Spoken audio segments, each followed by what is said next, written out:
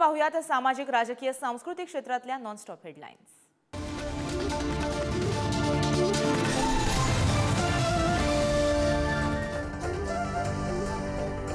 परभणीतील गंगाखेडमध्ये आज मनोज जरांगेंच्या सभेचं आयोजन। 2 लाख मराठा समाज बांधव यावेळेस उपस्थित राहण्याचा अंदाज। सरकारचं शिष्टमंडळ आणि जरांगे पाटील यांच्यात झालेल्या कालची चर्चा ठरली निष्फळ।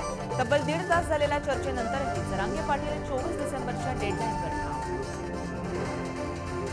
सोयरे या शब्दावरून आरक्षणाचं घोडं पुन्हा अडलं। रक्ताच्या नात्यात सोयरे येत नाहीत, त्यामुळे पत्नी आणि पत्नीच्या माहेरच्यांना कुणबी प्रमाणपत्र मिळणार नाही, सरकारचं स्पष्टीकरण। मराठा आरक्षण आंदोलनात मुंबईची कोंडी होण्याच्या शक्यतेमुळे पोलिसांकडून ट्रॅक्टर चालकांना नोटीस। दिल्लीतील कृषी कायद्याविरोधातल्या आंदोलनासारखी पुनरावृत्ती टाळण्यासाठी खबरदारी।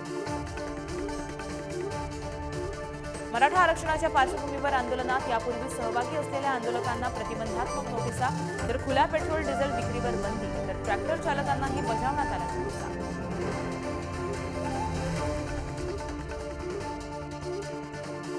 अजित पवार गटाच्या संघटनात्मक बैठकीचं आज आयोजन। बैठकीत आगामी निवडणुकांसाठी रणनीतीवर चर्चा होण्याची शक्यता।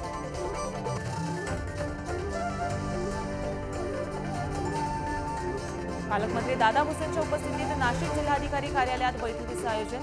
शेतकरी सन्मान योजना, पीक विमा योजना, दिव्यांग निधीबाबत होणार बैठकीत चर्चा। ओमायक्रॉनच्या JN.1 सब व्हेरियंटचा महाराष्ट्रात शिरकाव। या पार्श्वभूमीवर महापालिकेनं खबरदारी घ्यायला केली सुरुवात। मास्क वापरण्याचं आवाहन करत काळजी घेण्याचा मुख्यमंत्री शिंदेंचा सल्ला। कोरोनाचा सामना करण्यासाठी पालिकेची वैद्यकीय यंत्रणा सज्ज। खबरदारीची उपाययोजना म्हणून नागरिकांनी मास्क लावावा, मात्र मास्क बंधनकारक नसल्याचं आयुक्त सुधाकर शिंदेंचं वक्तव्य। नाशिक महानगरपालिका कोरोना विरोधात लढा देण्यासाठी सज्ज। मुख्यमंत्र्यांनी आणि आरोग्यमंत्र्यांनी व्हिडिओ कॉन्फरन्सिंगद्वारे घेतला आढावा। कोरोना संशयितांच्या चाचणीला आजपासून होणार सुरुवात। मुंबईत क्रिसमस आणि नवीन वर्षाच्या स्वागताची जय्यत तयारी। मुंबईतील वांद्रे येथील कार्टर रोडवर चमकदार दिवे लावण्यात आले। 24, 25 आणि 31 डिसेंबरला दारूची दुकानं रात्री 1 वाजेपर्यंत राहणार सुरू, तर पहाटे 5 वाजेपर्यंत रेस्टॉरंट आणि बार सुरू ठेवण्याचीही असेल परवानगी। मुंबईत पालिका रुग्णालयातील अपघात विभागात वैद्यकीय अधिकारी प्रशासनाच्या विरोधात काळ्या फिती लावून काम करणार। 31 डिसेंबरपर्यंत मागण्यांबाबत निर्णय न घेतल्यास 1 जानेवारीपासून बेमुदत संपाचा दिला इशारा। शालेय विद्यार्थ्यांना अतिरिक्त पूरक पौष्टिक पदार्थांअंतर्गत देण्यात येणाऱ्या अंड्याच्या दरात होणार वाढ। सरकारनं अंड्याचे दर 5 रुपये प्रति अंडी केली। RTI मान्यता नसलेल्या खासगी शाळांवर कारवाईचे आदेश देण्यात आले होते, मात्र प्राथमिक शिक्षण संचालकांनी दिशाभूल करणारं पत्रक काढल्याचं समोर आलं। या प्रकरणी कारवाई करून अहवाल सादर करण्याचे आदेश देण्यात आले। CSMT पनवेल दरम्यानच्या प्रवाशांचा प्रवास नवीन वर्षात अधिक वेगवान होणार। हार्बर मार्गासह ट्रान्सहार्बर आणि नेरूळ खारकोप दरम्यान रुळांची वेगक्षमता 105 किलोमीटर प्रति तास करण्याचा रेल्वेचा निर्णय। रायगड विभागातील अलिबाग पनवेल मार्गावर ST महामंडळाकडून वाहनांना अँड्रॉइड तिकीट इश्यू मशीन देण्यात येणार। यामुळे प्रवाशांना डिजिटल माध्यमाद्वारे तिकिटाचे पैसे भरता येणार। 28 डिसेंबरला नागपुरात काँग्रेसचं शक्ती प्रदर्शन करण्याची शक्यता। यावेळेस काँग्रेसनं वर्धापन दिनाला 10 लाख लोक जमण्याचा केला निर्धार। सुधाकर बडगुजर यांची आज ACB चौकशी। बडगुजर आज ACB कार्यालयात होणार आहे। पुण्यात 7 दिवसात PMPच्या 324 बस ब्रेकडाऊन। यामुळे पुणेकर प्रवाशांना प्रचंड मनस्ताप। प्रवासादरम्यान बस बंद पडल्यानं प्रवाशांचा नाहक खटाटोप। कल्याण स्टेशन परिसराची सुरक्षा सध्या रामभरोसे। स्थानिक पोलीस प्रशासन, लोकप्रतिनिधी, महानगरपालिका अतिक्रमण विभाग, सुरक्षा व्यवस्था, वाहतूक पोलीस यांनी अधिक लक्ष देण्याची गरज। नाशकात सिटीलिंकच्या बसमध्ये मोफत प्रवासाकरिता दिव्यांगांना RFID कार्ड बंधनकारक। कार्ड नसल्यास मोफत बस प्रवासाचा लाभ घेता येणार नाही।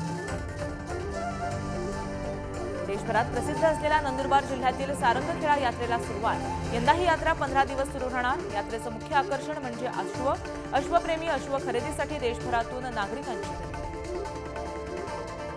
नंदुरबारमधील सारंगखेड यात्रेत चेतक फेस्टिवलचं आयोजन। या फेस्टिवलमध्ये देशभरातून जवळपास 3000 घोडे दाखल होण्याची शक्यता। चेतक फेस्टिवलचे अध्यक्ष जयपालसिंह रावलांचं वक्तव्य। पुण्यातील विमानतळाच्या नव्या टर्मिनलचं उद्घाटन रखडलं। 1 जानेवारीपूर्वी उद्घाटन न झाल्यास आंदोलन करणार, काँग्रेसचे माजी आमदार मोहन जोशींचा इशारा। वसई विरार शहरात रुग्णांना रक्ताची गरज पडल्यास ते पुरवण्याची जबाबदारी रुग्णालयाचीच। वसई पालिकेची नोटीस। रक्त टंचाईवर मात करण्यासाठी खासगी रुग्णालयांना रक्तदान शिबिराचं आयोजन करण्याचंही केलं आवाहन। गिरणी कामगारांच्या घर जमिनींच्या प्रश्नावर मंत्रालयावर आंदोलन करण्यात येणार। आंदोलन 17 जानेवारी 2024ला करण्यात येणार। राम मंदिर उद्घाटनाप्रसंगी अनेकांना निमंत्रण। संत तुकाराम, संत नामदेव महाराजांचे वंशज, संत ज्ञानेश्वर महाराज पालखी सोहळा विश्वस्त। पंढरपूरचे प्रल्हाद महाराज बडवे यांचे वंशज यांनाही निमंत्रण। परभणीच्या पाथरी तहसील कार्यालयासमोर ब्राह्मण समाजानं सुरू असलेलं उपोषण घेतलं मागे। शिवसेना अल्पसंख्याक प्रदेशाध्यक्ष सईद खान यांनी उपोषणस्थळी भेट देत मुख्यमंत्र्यांसोबत बैठक लावण्याची दिली ग्वाही। यानंतर हे उपोषण घेतलं मागे। राज्य सरकारकडून दुधाला 5 रुपये अनुदान जाहीर। अनुदानावर शेतकरी समाधानी नाही अशी खंत बारामतीत दूध उत्पादक शेतकऱ्यांकडून व्यक्त। तर दुधाला 40 रुपयांहून अधिक दर मिळावा अशी शेतकऱ्यांची मागणी। आहारातील आरोग्यदायी असणाऱ्या लसणाचा दर प्रति किलो 240 ते 300 रुपये। खाद्यतेलाच्या दरात वाढ झाल्यानं वाढत्या महागाईनं सर्वसामान्य महिलांचं महिन्याचं बजेट कोलमडलं। रोहा मुरुड तालुक्यातील थंड आणि ढगाळ वातावरणामुळे काजू आणि आंबा पिकांवर तुडतुड्या रोगाचा प्रादुर्भाव। तुडतुड्याची अळी आंबा काजूच्या बुंध्यापासून वर चढत जाऊन मोहर खस्त करते, त्यामुळे पिकांवर वारंवार करावी लागते फवारणी। आंबेगाव तालुक्यात 35 ते 40 हजार दुग्ध उत्पादक अनुदानापासून वंचित राहण्याची शक्यता।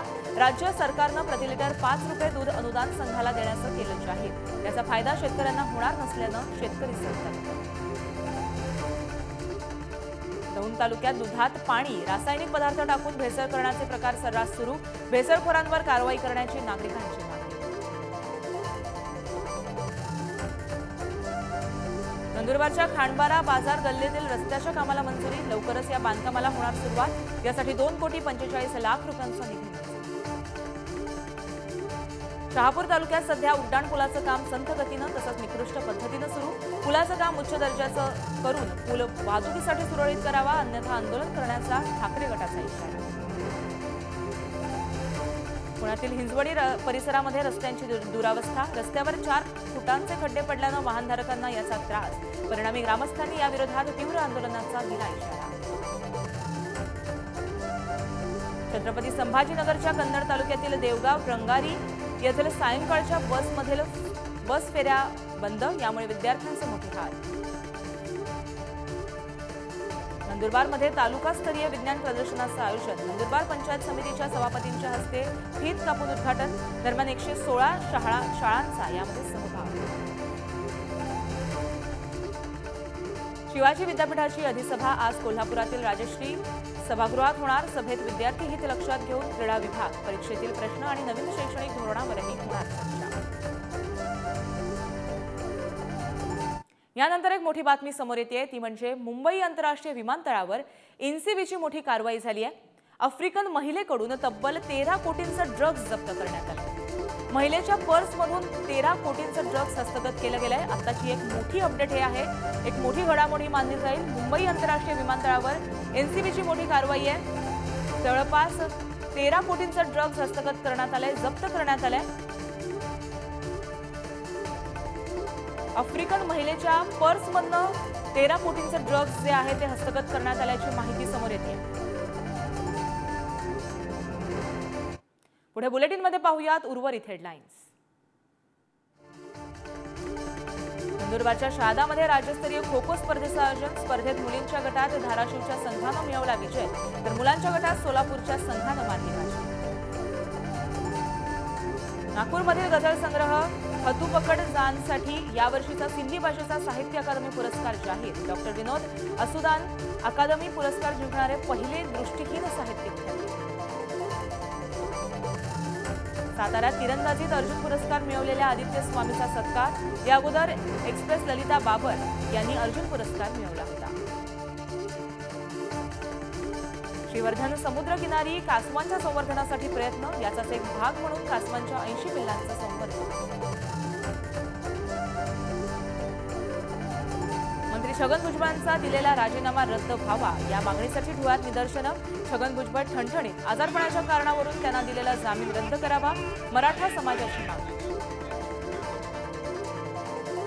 31 डिसेंबर रोजी महापालिकेचा कालावधी संपणार। या 5 वर्षात आमदार खासदारांनी काय कामं केली याची पोलखोल करण्यासाठी काँग्रेस मनपात आक्रमक आंदोलन करणार। छत्रपती संभाजीनगरमध्ये इंडिया आघाडी विरोधात भाजपच्या वतीनं आंदोलन। तृणमूल काँग्रेस खासदार कुणाल बॅनर्जी यांनी उपराष्ट्रपती जगदीप धनखड यांची नक्कल केल्याच्या निषेधार्थ भाजपचं जोडे मारो आंदोलन। धुळ्यात कंत्राटी कर्मचाऱ्यांना सेवेत कायम करण्यासाठी शरद पवार गटाची मागणी। जिल्हाधिकाऱ्यांना निवेदन देत केली मागणी। वाशिममध्ये तृणमूल काँग्रेस खासदार कल्याण बॅनर्जी यांच्या विरोधात निदर्शनं। जगदीप धनखड यांची नक्कल केल्याप्रकरणी राज्याच्या कानाकोपऱ्यातून त्यांचा निषेध। उल्हासनगरमध्ये राहुल गांधींच्या विरोधात भाजपचं आंदोलन। उपराष्ट्रपती जगदीप धनखड यांची नक्कल केल्याचा व्हिडिओ राहुल गांधींनी त्यांच्या फोटोमध्ये टिपला होता। या प्रकरणी आता भाजप आक्रमक। कल्याण डोंबिवलीमध्ये खासदार कल्याण बॅनर्जी यांच्या विरोधात आंदोलन। बॅनर्जी यांच्यासह राहुल गांधींचा फोटोला जोडे मारत भाजपनं केला निषेध। बुलढाण्यात 14वे जिल्हा साहित्य संमेलन 24 डिसेंबरला होणार। 6 सत्रामध्ये 1 दिवसीय हे साहित्य संमेलन पुरुषोत्तम खेडेकर यांच्या अध्यक्षतेखाली जिजामाता महाविद्यालयात संपन्न होणार। रायगडमध्ये दिव्यांग बांधवांसाठी तपासणी शिबिर तसंच साहित्य वाटप। दिव्यांग बांधवांच्या या कार्यक्रमाला महिला आणि पुरुष मोठ्या संख्येनं उपस्थित। राष्ट्रीय महामार्गावरील बांधकाम आणि त्यामुळे होणारी ट्रॅफिक यामुळे भंडाऱ्यातील राष्ट्रीय महामार्ग 53 सर्वात नापसंत महामार्ग ठरला। जिल्हा प्रशासनाच्या नियोजनाच्या अभावामुळे हजारो वाहनांनी पकडली दुसरी वाट। कोल्हापूरच्या सह्याद्री व्याघ्र प्रकल्पात वाघांचं दर्शन। वन विभागानं लावलेल्या ट्रॅप कॅमेरामध्ये वाघाचे फोटो कैद। हा वाघ कर्नाटकमधून आल्याचा अंदाज। हिंगोलीमध्ये रस्त्यावर फळ विक्री करत वाहतुकीस अडथळा निर्माण करणाऱ्यांवर कारवाई। फळ विक्रेत्यांवर वाहतूक शाखेकडून कारवाई। नवी मुंबईच्या कामोठे गावातून 2 बांगलादेशी नागरिकांना अटक। बेकायदेशीरपणे राहत असल्यानं एटीएसच्या पथकानं त्यांना घेतलं ताब्यात। नंदुरबारच्या नवापूर तालुक्यात निंबोणी गावाजवळ 4 चाकी आणि टेम्पोचा अपघात। यात 4 चाकी चालकाचा जागीच। पेण बलात्कार आणि हत्या प्रकरणाचा निकाल लागला। आरोपी आदेश पाटीलला जन्मठेपेची शिक्षा अलिबाग सत्र न्यायालयानं दिली। 29 डिसेंबर 2020ला 3 वर्षीय मुलीवर बलात्कार करून खून करण्यात आला होता। राज्य उत्पादन शुल्क विभागानं 2 वेगवेगळ्या कारवाईत कोट्यावधी रुपयांची बनावट दारू केली जप्त। या प्रकरणी 3 जणांना अटक। जालना जिल्ह्याच्या घनसांगवी तालुक्यातील पानेवाडी गावामध्ये गोळीबार। या गोळीबारामध्ये पोटात गोळी घुसल्यामुळे तरुण गंभीर जखमी। उल्हासनगरात वडापाव विक्रेत्यावर जीवघेणा हल्ला। पैसे न दिल्याच्या रागातून उल्हासनगर रेल्वे स्टेशन जवळ हल्ला। या प्रकरणी विठ्ठलवाडी पोलीस ठाण्यात गुन्हा दाखल। नाशिकमध्ये पुण्यातून आलेल्या घरफोडी करणाऱ्या आरोपीसह त्याच्या 2 साथीदारांना अटक। त्याच्याकडून 5 लाखांचा मुद्देमाल जप्त। पालघर विक्रमगड मनोर मार्गावर साखरे येथे धावत्या ट्रकचा विद्युत वाहिनीला स्पर्श झाल्यानं भीषण आग। या आगीत गवतासह ट्रक जळून खाक। आंतरराष्ट्रीय बाजारपेठेत खनिज तेलाच्या भावानं उसळी घेतल्यानं पेट्रोलचे भाव महागण्याची शक्यता। भारतातून आयात होणाऱ्या तेलाच्या दरात मापदंड असलेल्या ब्रेंट क्रूडचा भाव प्रतिपिंप पोहोचला $80वर। संसदेत खासदारांचं निलंबनाचं सत्र सुरूच। काल आणखी 3 खासदारांचं निलंबन। निलंबित खासदारांचा आकडा पोहोचला 146।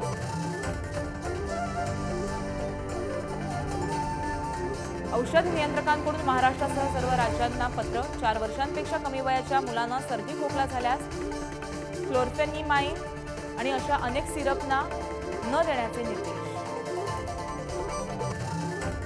नोएडातील रहिवासी असलेल्या एका व्यक्तीला कोरोनाची लागण. संक्रमित आढळलेला रुग्ण हा 54 वर्षीय पुरुष. उत्तर प्रदेशातील गौतम बुद्ध नगर या जिल्ह्यात गेल्या अनेक महिन्यांपासून संसर्गाची ही पहिलीच घटना. जम्मू काश्मीरच्या पूंछमध्ये दहशतवाद्यांनी सैन्य दलाच्या 2 वाहनांवर केला हल्ला. या हल्ल्यात 3 जवान शहीद तर अन्य 3 जवान जखमी. संजय सिंह यांनी भारतीय कुस्ती महासंघाचे नवे अध्यक्ष म्हणून निवड. WFI माजी प्रमुख ब्रिजभूषण सिंह यांचे ते होते सहकारी. ऑलिम्पिक पदक विजेती साक्षी मलिकनं कुस्तीतून निवृत्तीचा घेतला निर्णय. यावेळेस तिनं कुस्ती महासंघाच्या अध्यक्षांच्या निवडीवर केली व्यक्त नाराजी. संसद सुरक्षा भंग प्रकरणातील 4 आरोपींना 15 दिवसांची कोठडी. या प्रकरणाचा सखोल तपास दिल्ली पोलिसांच्या विशेष पथकाच्या वतीनं सुरू. तमिळनाडूमध्ये पुराचं थैमान. अशातच तमिळनाडूतील थुथुकुडी इथं पूरग्रस्त भागात NDRFच्या जवानांकडून मदत साहित्याचं वाटप. बिग बॉसच्या कार्यक्रमाचा 17वा सीझन सुरू. रुपालीनं बिग बॉस 17 संदर्भात इंस्टाग्राम स्टोरी शेअर करत आपलं मत मांडलं. या पोस्टमधून तिनं अभिनेत्री अंकिता लोखंडेला चांगलं सुनावलं. रसिकांचं मनोरंजन करण्यासाठी डिंकी चित्रपटगृहांमध्ये प्रदर्शित. पहिल्याच दिवशी डिंकीची दमदार कामगिरी. देशांतर्गत बाजारपेठेत गहू, तांदूळ आणि साखरेच्या किमतीत वाढ. त्यासाठी भारत सरकारनं निर्यातीवर घातली बंदी. यामुळे भारताची निर्यात 4 ते 5 अब्ज डॉलर्सनं कमी होण्याची शक्यता. महागाईच्या बाबतीत भारताचा जगातील देशांमध्ये 3रा क्रमांक. बँक ऑफ बडोदाच्या अहवालानुसार रशिया आणि दक्षिण आफ्रिकेला महागाईचा सर्वाधिक फटका. LICला सरकारनं दिली मोठी सूट. केंद्र सरकारनं पुढील 10 वर्षांमध्ये 25% किमान सार्वजनिक शेअर होल्डिंग साध्य करू शकेल अशी दिली परवानगी. प्रॅग युनिव्हर्सिटीच्या बाल्कनीतून एका व्यक्तीनं अंधाधुंद गोळीबार केला. यात 15 जणांचा मृत्यू झालाय तर 24 जण जखमी झालेत. गोळीबार सुरू झाल्यानं आपला जीव वाचवण्यासाठी नागरिकांनी पळापळ मोठ्या प्रमाणात केली. चीन आणि फिलिपाईन्स यांच्यातील संघर्ष वाढला. फिलिपाईन्सचे सुरक्षेसाठी बाह्य शक्तींवर अवलंबून राहू नये, अन्यथा परिस्थिती बिघडल्यास नक्कीच कारवाई करू अशा शब्दात चीनच्या परराष्ट्र मंत्र्यांनी फिलिपाईन्सच्या परराष्ट्र मंत्र्यांना दिला इशारा.